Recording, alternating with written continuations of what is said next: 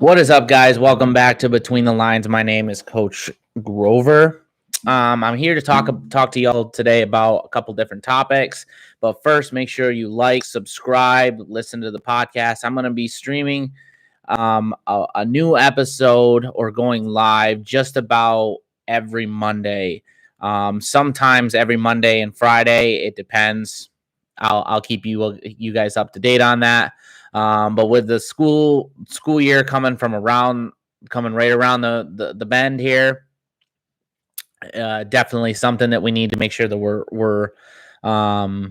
we as teachers are getting ready for. So there's a little bit of a time crunch for me. Yeah, so welcome back after such a long time, man. It's been forever.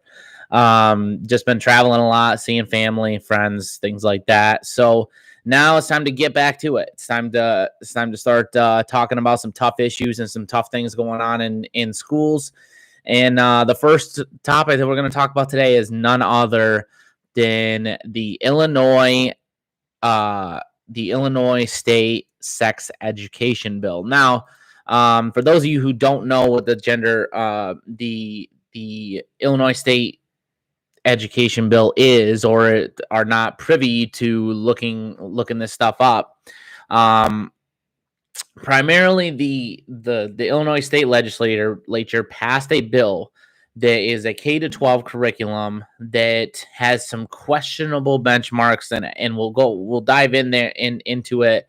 And you can look this stuff up right in the legislature. I sat down and read it a couple weeks ago, and I was mortally appalled by some of the crazy stuff that is being said and that is being taught. Primarily the stuff that is being taught in the K-5 range for schools.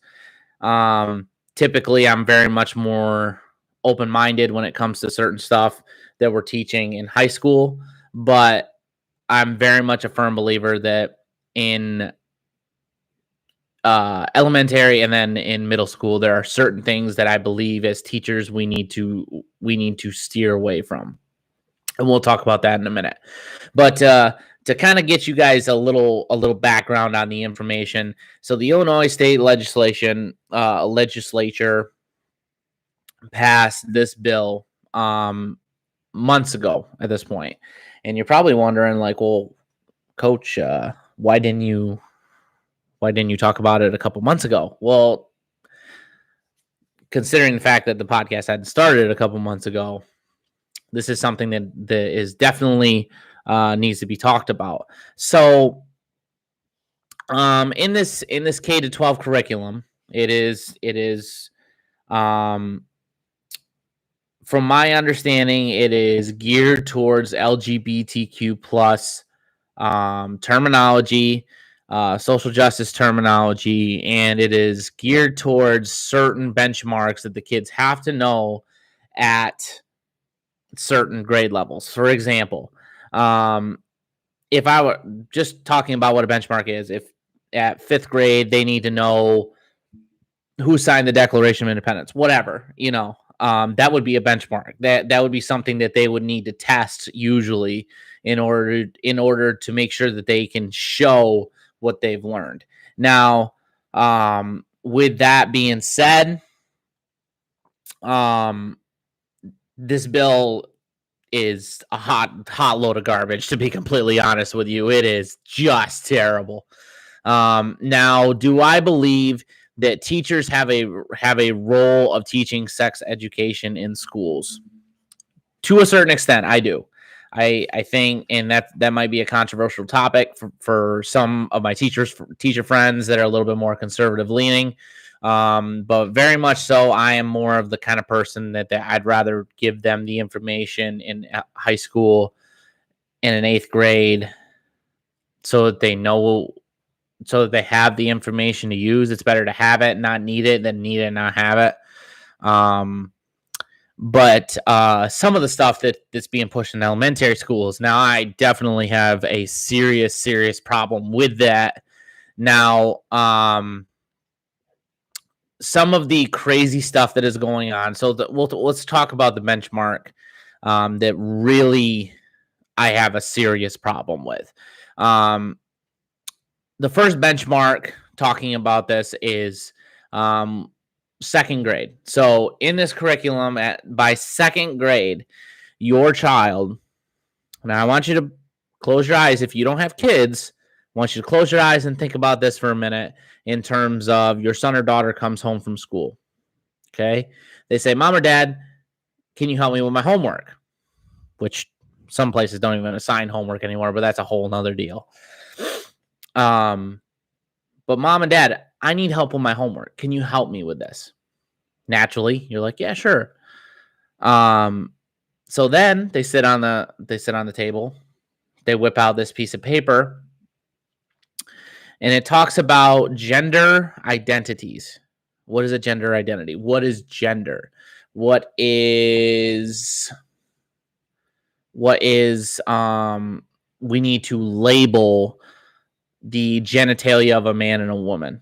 Now, unless the bill has been changed since I last looked at it, which I don't believe it has, since it's already been passed into law, unless they've made changes and redactions to it, there is absolutely, let me say this again for the people in the back, absolutely no reason a second grader, guys, second grade, these kids can't even tie their shoes. Okay. All due respect to my advanced 2-year-olds out there, or my second graders out there. Respect to y'all. Appreciate you for being able to tie your shoes. Most second graders can't tie their own shoes. You want them to understand gender. You want them to understand the gender identity. You want them, and here's the most disgusting piece. You want them to be able to label the parts of the genitalia of a man and a woman. I'm gonna let that sit for a minute. What happens if your kid, your daughter, for example, say I'm in this scenario. My daughter comes home from school. She says to me, Dad, can you help me with this homework? Puts it on the table, and it's the genitalia of a man, and it says, match the words to the appropriate location of where they're supposed to be. Y'all, I would lose my mind. That would be the one piece of homework I would tear up and throw into the garbage. And that's coming from me as an adult. That's coming from me as a parent, even though I am not a parent yet. Absolutely not. There's absolutely zero reason a child in second grade needs that kind of information. Zero.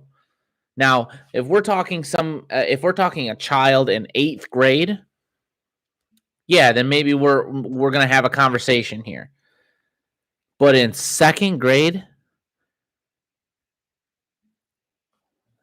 some days I wake up and I feel like we've lost our damn minds. I mean, pardon my French, but good Lord in heaven. Let's dive right into this article here. So, just looking at some of the articles, this is from WGEM.com.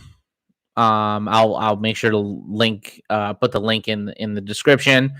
So age appropriate topics. Representative Kathleen Willis, Democrat from Madison,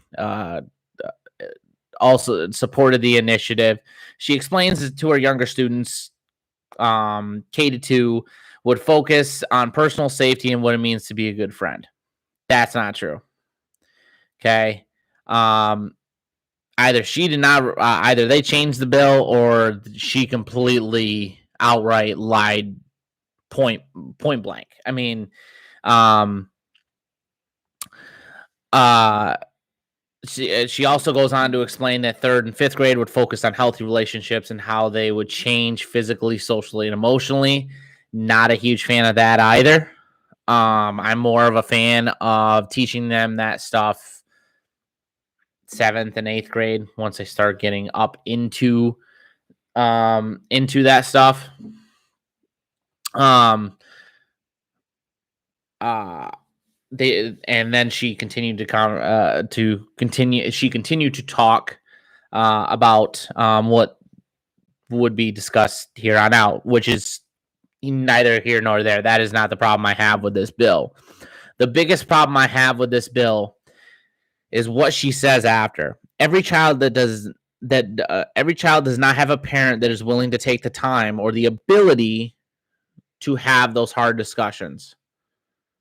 We do see youth that are getting, here's the key word, here it comes, misinformation. We need to make sure that they have it in the correct age and appropriate information so that they can continue on. That, guys, that is crazy. That is crazy. Listen, I am all for making sure that these kids are prepared. I am all for making sure that my kids, when they step out into the real world, they are great citizens. They're able to take care of themselves, and they're able to go out and live happy and productive lives. That's what I'm all for. But what I am not all for is these people that really have no understanding of how children are. Many of these people don't even have kids of their own, so they can't even connect with that. But that's beside the point. The fact that you have a group of people in higher positions of power making decisions on the lower echelon people on what needs to be taught regarding sex, gender, any of these sensitive topics is mind-blowing. I can't even wrap my head around it. Okay, it's flabbergastingly frustrating to me as somebody who is a teacher and a coach. It's mind-blowing to me that we have people at higher positions that are continuing to push stuff like this in elementary school levels. Let me say that again, in elementary. Yeah, that's the same grade that we're teaching kids how to stay in a straight line, don't touch each other, make sure that you keep your eyes facing forward. Basic skills we're teaching them in this grade. And y'all want to make sure that we're learning about sex and puberty and all of these other things in in K to 5. I mean, no. Sorry, but no. There is my parents out there, my strong-willed parents. Okay, I know we just became friends. I know we just became friends, but listen, some of y'all, I need you to take the reins on this. I need you guys to take the reins on this. My parents sat me down and had a conversation about sex, had a conversation about what the birds and the bees, right? It's an important conversation to have, and it's an important conversation for the relationship between you and your kids. Why? Because when that happens, it brings you guys closer because you can have conversations about tough subjects. If you can just have conversation when it's all sunshine and rainbows, then guess what? It's like having a friend that just pops by anytime things are going good. If you can't have a conversation about the tough subjects, you're not really, pardon my French, but you're not really parenting. Parenting is about the good and the bad. And we have got to take hold of what it is, what it means to be in elementary school and teaching certain subjects to kids. I mean, that from somebody who is in a higher position of power, that is I can't even wrap my head around that one. But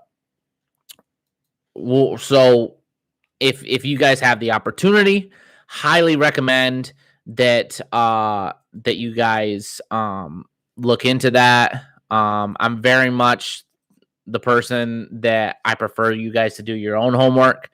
I'm just reporting on this stuff. I'm just kind of relaying my own opinion as somebody who is a teacher and somebody that tried to get away from schools like this in the north. It doesn't end well. These kids when they're pushed into into these ideologies like this, it does not end well. It ends up with kids that are depressed. It ends up with kids that are never self-fulfilled, and they end up becoming extremely frustrated with the relationships that they do develop because they are shallow relationships. So highly recommend that you guys look into that. All right, next topic. All right, so critical race theory. Okay, so we've talked about critical race theory kind of a little bit. So what is it? Basically, it's the understanding that the positions and institutions in American life are hierarchies of oppression and power, right? And racial power. And these systems are put in place by a certain majority race to put down other minorities and keep them in check, basically, is my understanding of it. Now, apart from the fact that that is absolute BS, complete nonsense, that is absolutely not true.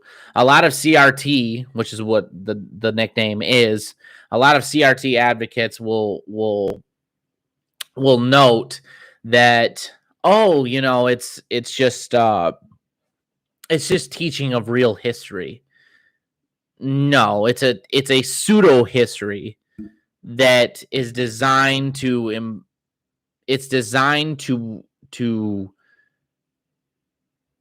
put a certain idea within the heads of your students rather than coming to their own conclusions.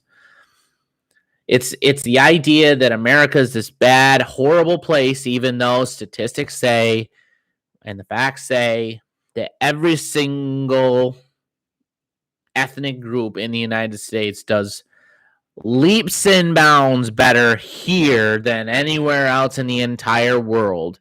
But apparently America is this horrible place. Okay.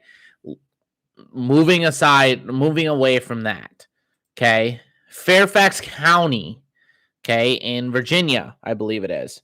Fairfax County. Okay. Activist, and this is reported by Yahoo News. Okay. And it was reported by the Washington Examiner. Fairfax County activists on parents opposing critical race theory let them die. Uh-huh. Okay. So let's dive right into this. So just kind of reading this verbatim right off of the article. A local Virginia activist exhorted a crowd gathered outside Fairfax County board meeting to let them die in reference to the parents who oppose the school district's racial justice curricula and efforts to reform admissions policies, and among other things. Michelle Leet, who is vice president of the NAACP Fairfax chapter and a leader in the Virginia State PTA, made comments while speaking to a group of counter protesters who were present during a Stop CRT rally in reference to critical race theory, like what we just talked about on Thursday. While they deny it's being taught, the National Education Association doubles down. Okay, so National Education Association deny outright. For those of you who don't know, it's an organization that outright denies the teaching of critical race theory among any school that it is associated with, but outright, but basically they're lying out front. A flyer in the according to Daily Wire, there was a flyer that was put out. It's not about race or equality. It's about a communist radical takeover of America. Okay, now to continue, Lee accused the rally goers and other parents like them of being anti-education and anti-children and urged the parents to push back.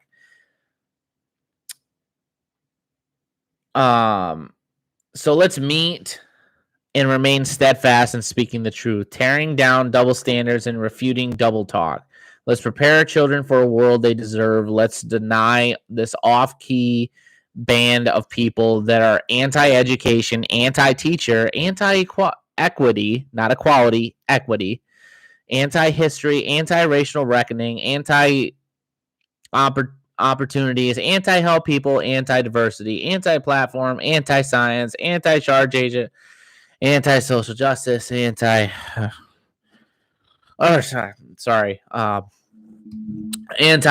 anti-LGBTQ, anti-children, anti-care, and so on and so forth. Anti-inclusion, anti-live and let live people. Okay, so it goes on to talk about these. I mean, you can look it up right on the feed on Twitter. Basically, in a decision by the school board to throw out standardized testing requirements and application fees, for one of their magnet schools, which is one of the best performing schools, mind you, in the entire country, as a means to diversify and diversify the mostly Asian American student body, sparked claims of discrimination lawsuits from parents. Student Thomas Jefferson's fall 2021 class will increase the number of black students from 1% to 7% over the year before, according to county data. Hispanic freshmen will increase from 3 to 11%. The number of white students will increase from 20 to, or will increase. I don't know why that says increase, but will decrease from 22% to 18%. Asian American students will also be lowered from 73% to 54%. So what does all this mean? What does all this mean? Let's kind of unpack it. Now, this is stuff that it is making its way across the entire country. I mean, it is just an epidemic of these people pushing this kind of language and double talk and just terrible idea.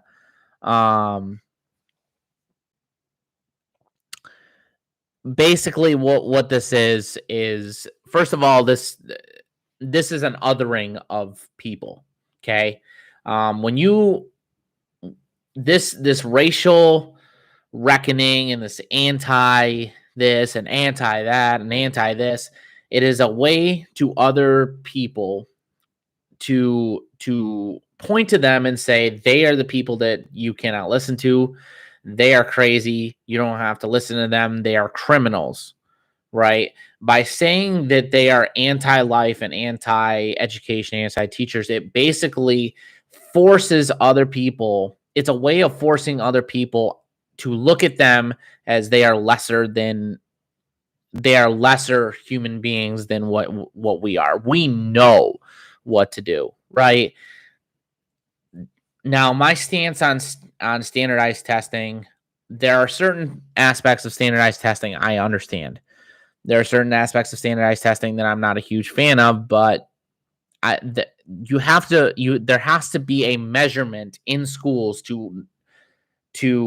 there has to be a standard to hold kids accountable for what they are learning, as well as for what teachers are teaching the kids. Because if you're having a teacher that's just teaching them just such social justice woke ideologies all day, every single day for the entire 6 to 8 months of school, then what exactly are they accomplishing in the classroom? Look, I'm all for being diverse. I'm all for kids being exposed to other cultures. But what I am not for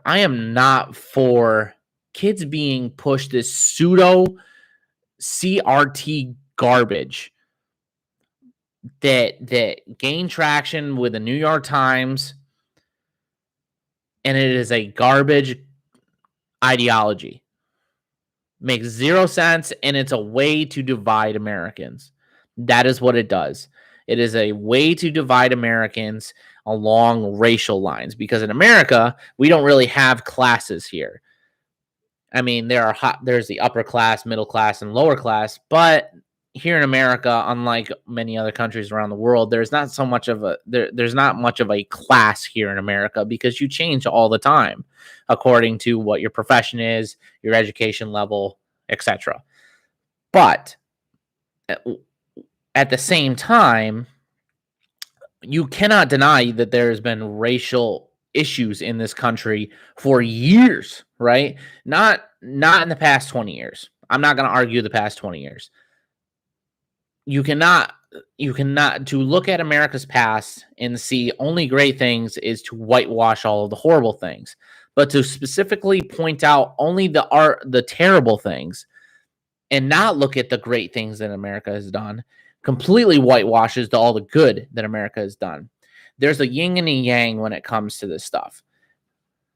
A player on a football field can be selfish, ignorant, stubborn, but at the same time, he can also do fantastic things for his teammates.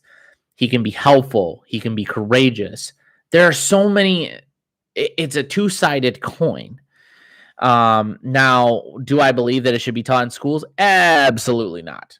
Absolutely not. Especially considering the fact you can't teach the Bible in schools. You can't teach the Bible in schools. You can't teach the Quran. You can't teach the Hebrew book. I apologize to my Hebrew friends. It's escaping my knowledge at the moment. You can't teach any of that in school, but why can you teach CRT?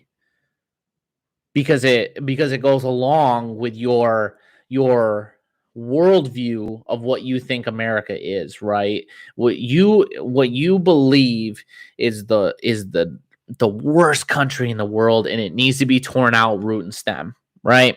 You believe that the system is so bad and so inequitable, not equal. There's a difference between those two. Just like equality of outcome and equality of opportunity is two completely different things. Equity is meaning that, we're going to allow we're going to make sure that we have 3 African Americans, 3 Asians, 3 LGBTQ. That is not what America was founded on. America, just like Martin Luther King said, who I believe is one of the greatest Americans to ever step foot on this planet, because he spoke truth. It is about a person's moral character. It is not about the skin color. It is not about their beliefs, really. I've met many Christians that are good, amazing people that do so much good for their community. And yet, on the same token, I've also met many Christians that don't even abide by what their doctrine says. Guys, we've got to draw a line in this in the concrete here, not the sand, in the concrete here, and say to ourselves, no, we're not doing this anymore. Because first of all, if that teacher, let's be real here, if that was a conservative teacher pushing something different, that teacher probably gets fired. Let's be real here.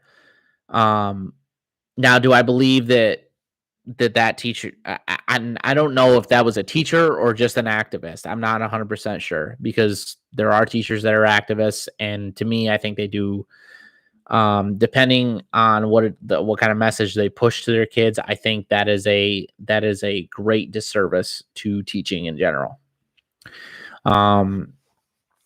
But it's coming down the pipeline, guys. Listen, my parents out there, be active in your school board. Okay. We cannot stand back and just let this stuff slide.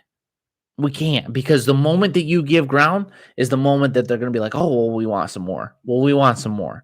And these are the most precious things in the world. It's your children. It's your children learning this stuff. We can't allow this kind of stuff in the schools. We can't do it. It's unfortunate. It's terrible that this is stuff that's being exposed to our kids, because let's be real here. Kids need to remain kids as long as they can.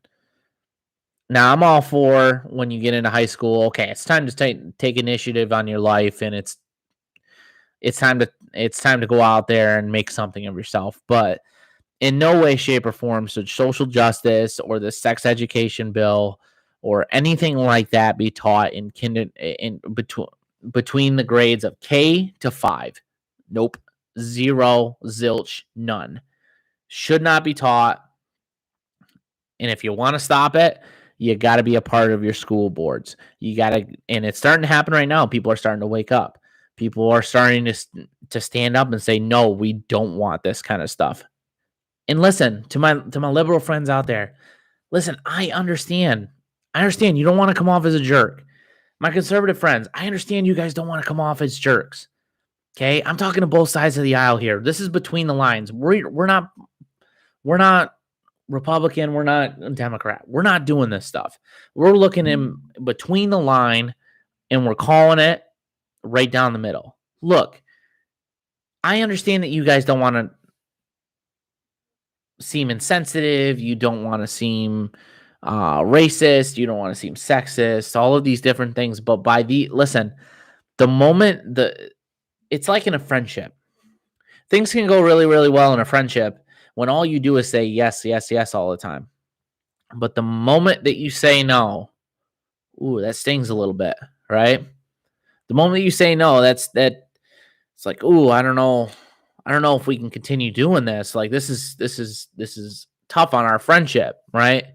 That's to somebody who is not really in it for the friendship. They're just using you.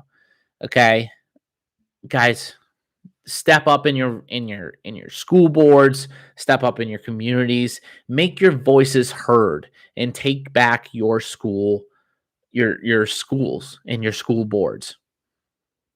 I am very much a fan of being able and being and allowing parents to come into the into the classrooms whenever they want. It holds teachers accountable, and I think teachers need to be held accountable, especially after this year. You know, when you have Amy Weingarten of the National Union of Teachers saying that, oh, maybe we should push vaccine mandates for teachers, because what happens is if you don't push the mandate, then it's too dangerous. We can't come back to school, and that's precisely why teacher unions need to be abolished, and that will be a topic for another day. All right, y'all. That is all I have for you. Oh, goodness, how could I forget this?